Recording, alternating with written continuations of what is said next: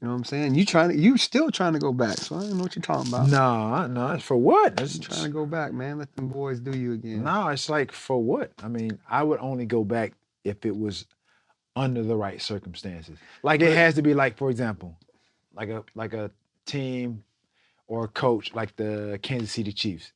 I know that head coach. I know They're going some to of the that, playoffs, and that you can make right a playoff run. that coaching staff.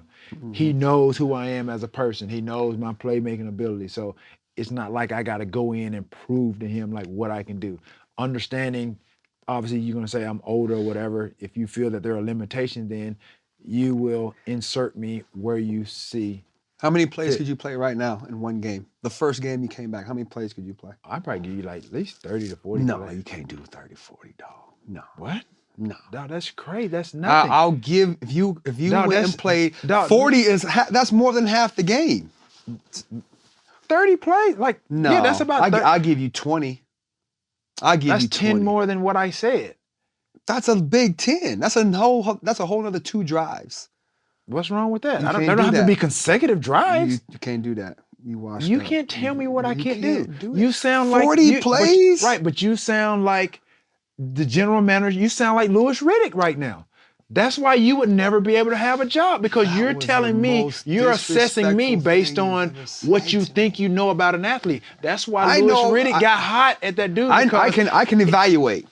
One thing that's what he was in a position to do, evaluate. And that's why that guy clapped back at him and said, you are always wrong. And that's why he's not sitting in a general manager seat. And it's like that would be a coach's decision. Now it makes sense. When I see him and I watch him from now on, he's auditioning for trying to get a general manager job. That's what he's doing. It's almost like he's auditioning to get another job. I'm sure. That's why. He'll get another, I don't know if he'll be a general manager, but he'll get another job as pro personnel or assistant GM over the next 4 to 5 years. That's for sure. It's because like the guy, was it Ray Farmer that was at Cleveland? Yeah, that's your man's. He likes you, man. No, I don't. I mean, that's your man's. Dude, even Jim Brown at one point in time talked to me about going to the Cleveland Brown. That's when I was trying to get back in the league, and he told me to address Ray Farmer. And out of respect, like they should have brought me in just on GP, just for like who I am.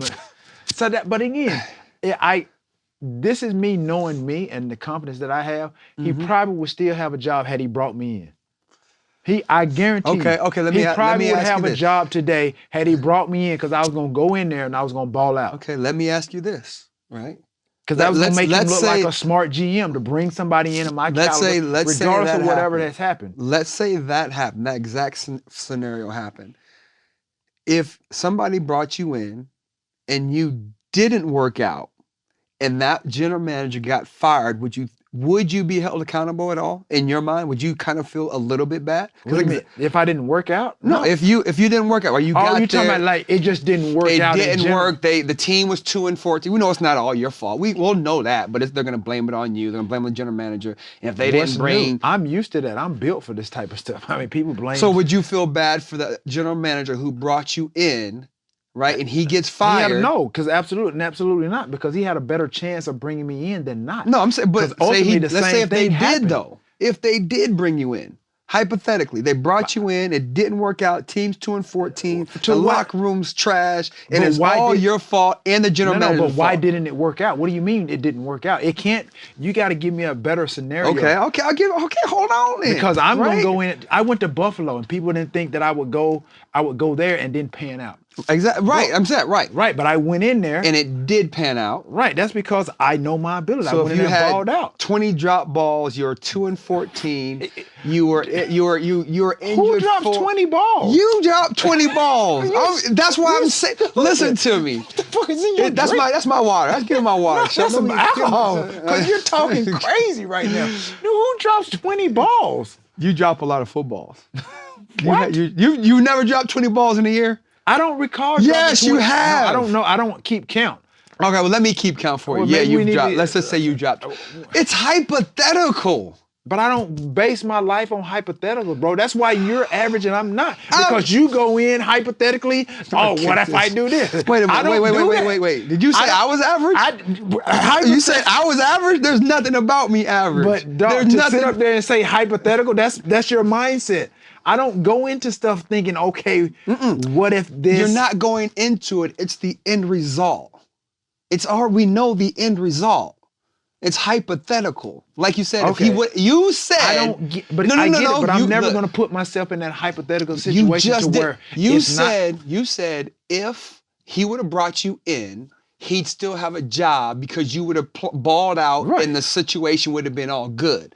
Yeah. I'm saying, what if you came in, it went all bad, and he lost his job? I don't think like that. That's what I'm trying to tell you. I don't think like that. I'm thinking for you. No, that's scary, the problem. That's a problem. Scary, that's a problem. You gotta think for me.